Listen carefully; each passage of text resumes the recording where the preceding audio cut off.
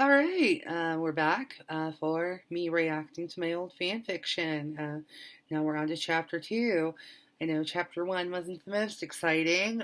Trust me, this fan fiction, I don't remember all of it. I don't remember a whole lot about it. I do remember a bunch of stuff, and it does go off the rails. It totally goes off the rails at some point. So yeah, let's just dive in. This is chapter two. Let me see, there are 30 chapters, and they're, from memory, pretty long chapters. So, author's note and disclaimer are the same, so we won't get into that. Just know there are an author's note and disclaimer on every chapter. So, we're starting it. This one is titled Birthday at the Burrow. Can I have some more gravy? Pass the rolls, Ron. Mom, Fred just tried to slip me a drooling double mint, Fred. Sorry, Jenny. Have some more turkey, Remus. No thanks, Molly. I am completely stuffed. My first impression here is I have absolutely no idea what they actually eat in uh, at regular dinners. At least I didn't when I was 15 in the UK. Remus grinned apologetically as he patted his stomach. Harry watched from his seat, smiling. Ron sat to his right, Remus to his left. The twins had slipped numerous treats into his dinner, but forewarned by Ron, managed to pick them out as he navigated through the large mound of Mrs. Weasley's dinner. Again, a little out of character, the twins usually didn't prank Harry. Have you been, Harry? Remus said thoughtfully. Your homework coming along? He mumbled through a mouthful of chicken pot pie. Do they do chicken pot pie in UK? I don't know. Someone might need to tell me about that. I'll have to ask one of my British friends. He swallowed and frowned. Well, except for the bit on memory potions Snape is making us right, both he and Ron grimaced. Oh, I know what you mean, Harry. I couldn't find anything about... Oh, fuck it. Forgive me. Forgive me for that. I'm too texting to be using that kind of accent. Remus chuckled softly, and both Harry and Ron turned to look. Well, trust Severus to give you an impossible assignment. Impossible, they said in unison. The twins nodded from across the table. Yeah, Snape does that to all the fifth years. We need to find the theories behind a memory potion. Fred frowned as he talked. One that can restore any lost thought. George continued grimacing. You work like mad on it, and then when you can't find anything on it, you either get depressed, suck it in, and don't turn anything in, or, as in our case, you make it up. The twins shook their heads. He gets on to you. They gave each other marching looks of disgust. I think it was supposed to be matching. And tells you memory potions don't exist. Don't they? Ron asked darkly. Of course not, Remus answered brightly. The only ones that do exist, well, are made by the G word. Kept strictly secret, you know, and will only share with fellow G word. Name of the story.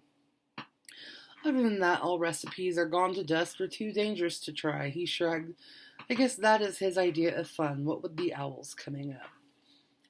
Okay, this little scenario here where Snape does kind of a dickish thing, assigning a assignment that doesn't exist, giving them homework. Did they ever give them homework over break? I can't remember. It's been too long since I read the books.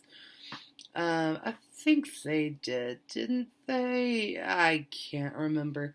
But anyway, the idea of Snape giving them an assignment for something that doesn't exist, just to kind of dick around with them, it does seem like something Snape would do. The thing that kind of sucks that I did here is having it be revealed outside of class rather than moving it into the classroom and having it be a fun little thing where it's revealed and actually having it be a Snape moment. Or I don't know, maybe I'm gonna have them I don't know what I'm gonna do with it. but it just seems like I kind of a wasted opportunity. I don't know. See, I did lots of little things like this where I just had a good idea and I didn't know what to do with it. So I just, wasted opportunity. Uh, Ron moaned. Don't remind me. You know Hermione's going to be impossible this year. When do you think she's going to get her prefect letter? Soon, probably. He thought of his own badge in his pocket and shook his head. I got mine today. Silence fell over the table as every person, from Mr. Weasley to Remus to Ginny, turned to stare at him. He flushed red and reached into his pocket, laying the badge out on the table. Ginny's mouth fell open and Ron shrunk back, shock written over his features. Surprise? Harry muttered, breaking the silence. Oh, Harry, how wonderful. I'm so happy for you, dear. Mrs. Weasley beamed at him. Such wonderful news. You have to be joking, Ron snorted. We've managed to break as many rules as Fred and George in just 4 years. Well, considering that you did most of the things you did out of nobility and courage, Remus stated, I think Dumbledore and McGonagall might be a little lenient. He then grinned smugly. And don't forget, your father was a notorious prankster, and he turned out to be head boy. Again, it's just not the way Remus talks. It's a little more in character, just not the way he talked. Yeah. You had promise, Fred stated, shaking his head. Where did we go wrong? George nodded. I thought you would take our place. We're going to be gone soon. Nothing more than legend. And we had counted on you to continue the pranking so that Hogwarts does not descend into boredom in the absence of our presence. George sighed ruefully. And now you have gone and become a prefect. A shame, Harry. I'd rather you were a squib. Mrs. Weasley snorted and told them off for their nonsense. Ron grinned. A perfect disguise, eh, Harry? It might be useful. Take points off Slytherin.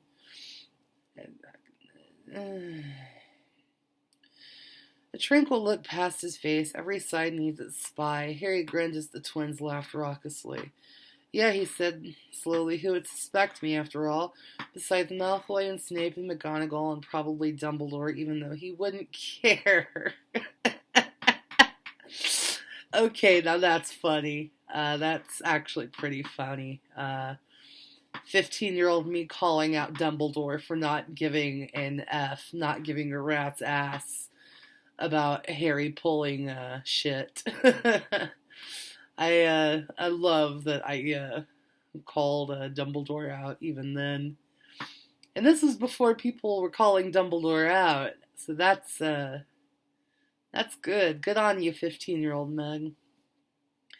The look of pure mischiefulness made the twins double over in hysterics. Harry, Mrs. Weasley frowned, though her eyes gleamed with amusement. You aren't going to go looking for trouble now. Don't worry, Mrs. Weasley, he smiled, the tiredness of the previous weeks now completely absent from his face. I don't have to. I think I'm a magnet for chaos. She shook her head and sighed. Retrieving a large strawberry cake from the kitchen, she set it down for their eager looks. It was gone within 5 minutes. They retired to the living room, satisfied. They all reclined into the sofas as the twins continued to torment Harry on his betrayal. Ginny, who had had a crush on him for 4 years, blushed when she found herself at his side. Presently, Weasley's Wizard Wheezes, or the WWW as it was now called, was mentioned. A crazy venture, Mrs. Weasley stated as she talked to Remus, and still hoping that the year will be enough to straighten them out and get them looking for a real job. I don't know, Molly, Remus stated. The wizard who created Zonkos is living pretty well. I've met him. He's incredible. Those inventing days have left him smelling distinctly like dung bombs. To Emery Zonko, Fred swore, we never would have survived Hogwarts without him. Harry and Ron gave each other sidelong looks, snorting. George grinned widely, winking at Harry. More importantly, to our benefactor, who has given WWW the future it needs. He grinned cheerfully. We've named him co-executive wizard, and he will be receiving a third or so of all profits from the WWW. Harry was unable to say anything, only the twins knew that he was, in fact, the benefactor. I will throttle whoever it was that gave them the money. Mrs. Weasley stated wearily. Everyone stared at the twins and Harry. Apparently, only they found this incredibly funny. After a moment, Mr. Weasley smiled at them. Harry, he said slowly, have you ever heard of the Starlight Festival? Very sudden random change of topic. Harry shook his head. He knew much about magic, but very little of the wizarding world in general. Well, it's a popular festival held every 10 years. It's going to last from Thursday to Sunday, and I thought, since your birthday is Friday... Harry goggled. He had never done anything for his birthday. In fact, except for the last 2 years, he had never gotten anything for his birthday other than Uncle Vernon's smelly old socks. You mean it? He said cautiously. Of course, I've got tickets for the entire herd.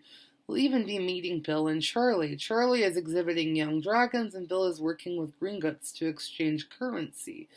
Nobody knows why the Americans persist in keeping their money different from ours. I will never get used to the quiggle. Mr. Weasley grinned. So everybody in?